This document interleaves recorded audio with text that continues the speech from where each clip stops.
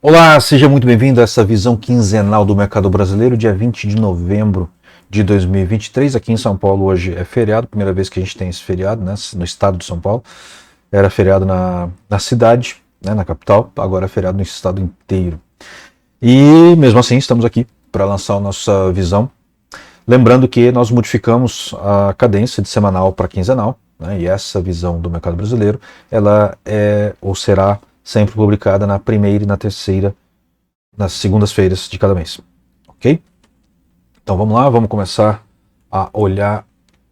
Baguncei aqui. Estes são os ativos. Estou querendo ir rápido demais. Estes são os ativos que nós vamos abordar hoje.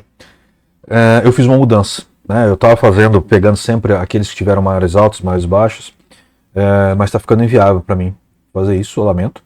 Então o que eu fiz? Eu peguei os ativos que estão sendo avaliados na visão mensal. Assim a gente tem uma continuidade de acompanhamento. E acrescentei a B3, a Bolsa de Valores, né, porque eu acredito que ela é um bom indicador do mercado em si, né, partindo do princípio que é uma empresa bem gerida.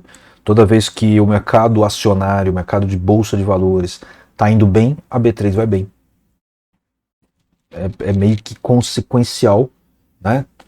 Partindo do princípio que ela é uma empresa bem administrada. E coloquei o Banco do Brasil porque na parte de finanças o Itaú nem sempre oferece o mesmo tipo de oportunidade que o Banco do Brasil oferece em termos de operações mais curtas, né, de trading. Então eu gosto de deixar ele aí para a gente poder avaliar. E não dá para ficar colocando muito mais, tá? Mas eu cedi num ponto que às vezes as pessoas me pedem de colocar um fundo imobiliário. É o último de todos, né? O Kinea é o fundo imobiliário, o maior fundo imobiliário que a gente tem hoje, né? Então ele tem bastante liquidez, ele se comporta um pouco mais parecido com ações do que com fundo imobiliário, mas a gente tem que saber que fundo imobiliário é um ativo bem diferente de ações. Ações são utilizadas para investir e para negociar, para fazer trading, para operar. Fundo imobiliário é utilizado basicamente só para investir. Deve ser uma raridade pessoa que faz trading com fundo imobiliário. Então, o que acontece? Quando a gente começa a olhar alguma coisa muito curta, e quinzenal é curto, acaba não tendo assim uma riqueza de informação muito grande. Por isso que eu não gosto de analisar fundo imobiliário por gráfico. Fundo imobiliário, na minha opinião, tem que ser analisado por questões fundamentalistas. Ao contrário das ações, que sofrem os ânimos do mercado de uma maneira mais expressiva. Se bem que fundo imobiliário também, quando tem uma queda muito grande, o pessoal vende tudo, né? Porque são, em geral, né, muitas vezes, investidores, desculpe o termo, pouco qualificados, em termos de pouco conhecedores do mercado. Tá? Eles vão muito na ideia de relatórios, aí, de indicações, de dicas, etc. Esse, para mim, parece ser bem o perfil da maioria, né, não é a totalidade, mas a maioria daqueles que investem em fundos imobiliários. E eu invisto em fundo imobiliário, gosto. Tá? Não aqui no Brasil, eu costumo investir mais nos Estados Unidos. Eu não tenho posições fixas, né, de investimento aqui no Brasil, as minhas estão todas lá fora. Prefiro estar atrelado ao dólar, porque esse país eu não confio na economia, ainda mais com o que está acontecendo agora, né? Está degringolando cada vez mais. Eu acho uma temeridade que a taxa de juros esteja caindo da forma como ela está caindo, mas é a realidade, a gente vai ver isso, né?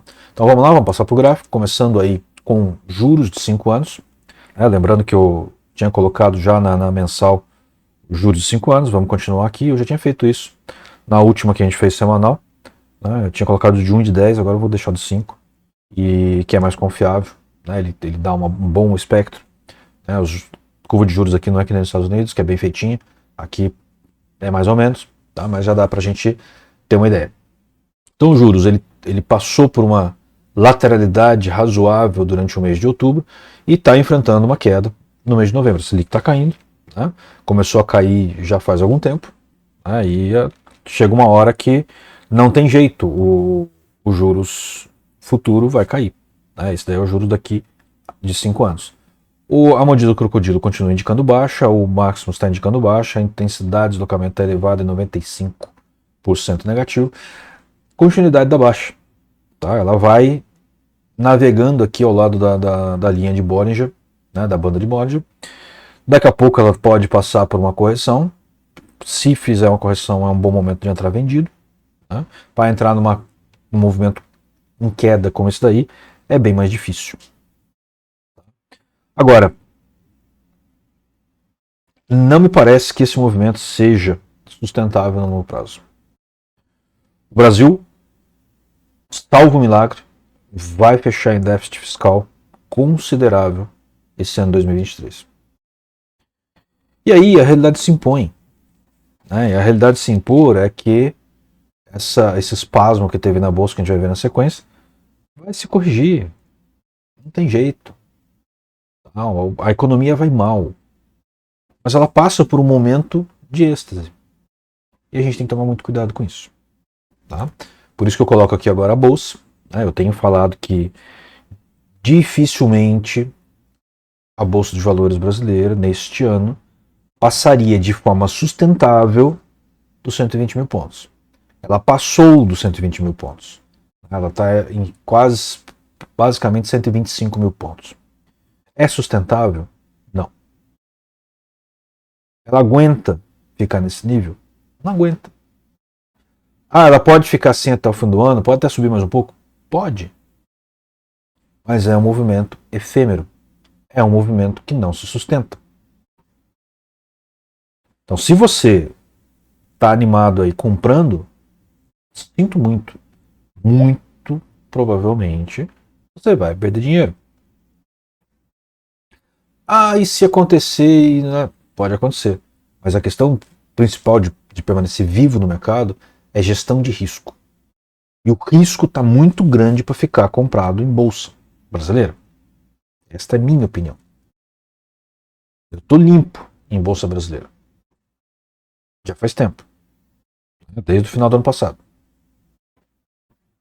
Certo?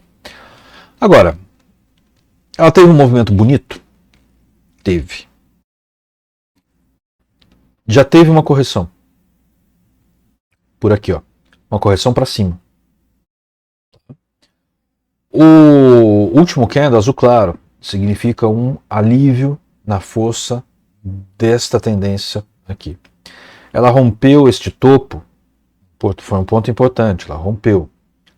Ainda não rompeu de forma a provar que não foi uma falsa ruptura, mas rompeu. O Bollinger já começou a fechar, né? Ele já está ali lá magenta aqui, ó, roxinho, tá vendo aqui embaixo? Aqui não dá para ver tão bem, mas é a mesma cor. Ele já está meio roxinho aqui, ó. Então ele passou daqueles 5% de exaustão, né? Ele foi passando aqui, sentindo a exaustão, até que ele não aguentou, começou a fechar. Visualmente a gente não percebe, por isso que eu ponho cores. Né? Por isso que o nosso método tem cores. Ele começou a fechar. Certo? O candle passou de verde para azul claro. Perdeu força. Ele está na segunda volatilidade num Bollinger que já começou a fechar, que já passou pelo seu limite de exaustão e começou a fechar. Certo? O Maximus ainda indica alta. A mordida do crocodilo ainda tem uma configuração de alta, porém olha como ela está lateralizada. E não é de agora. Olha o respingo, ele começou aqui, ó. Ele começou antes dessa correção, ele já lateralizou. Por isso que é importante esse gráfico.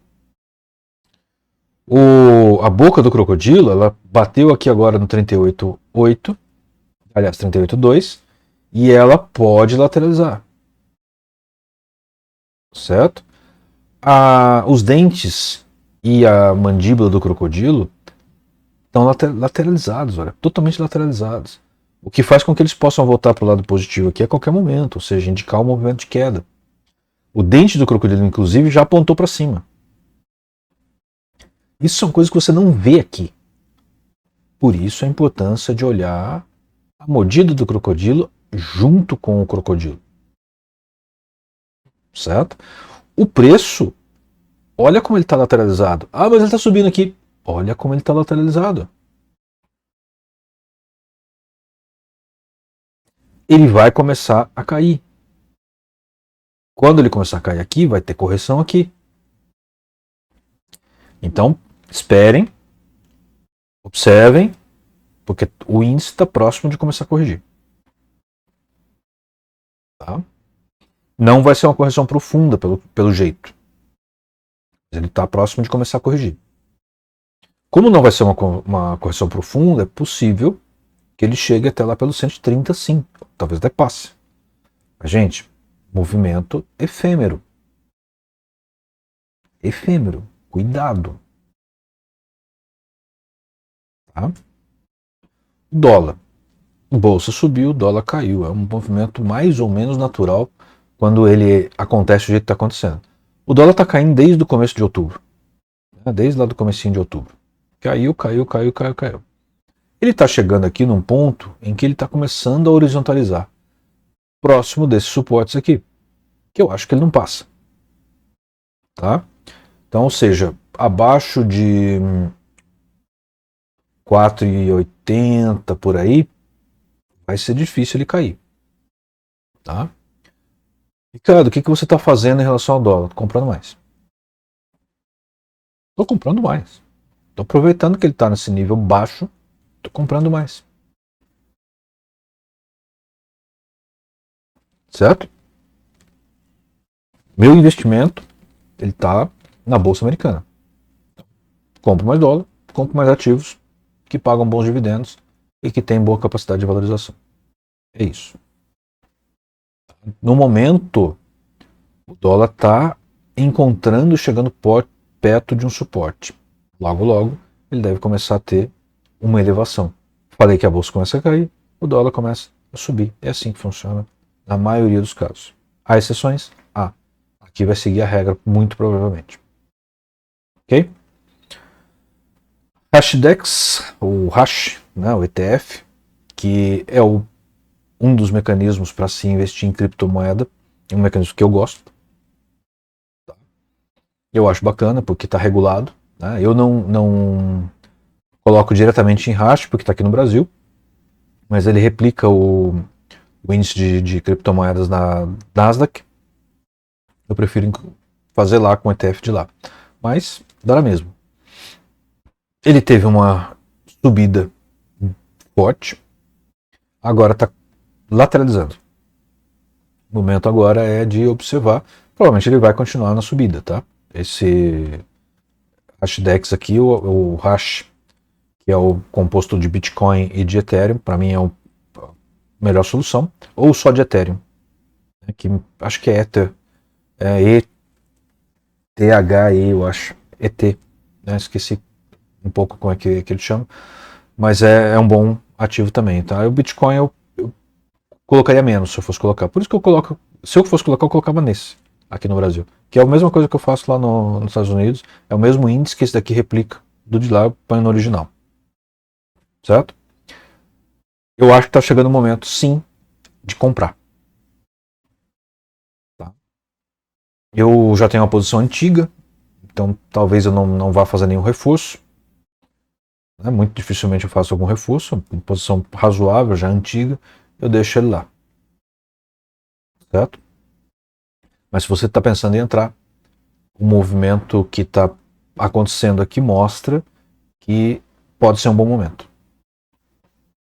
Certo? B3, Bolsa de Valores, ela vem caindo desde julho, né, final de julho, início de agosto, veio caindo. E esse movimento aqui é um movimento de virada. Tá? É um movimento de virada que já começou a lateralizar.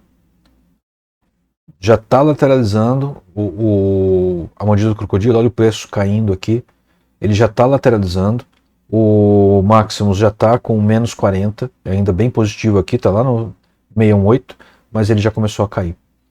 Então aqui está começando uma correção saudável para o ativo do Bolsa de Valores. Aqui é esperar um pouquinho, daqui a pouco dá para entrar comprado. Apesar de que eu não entraria comprado em nada no Brasil, mas enfim.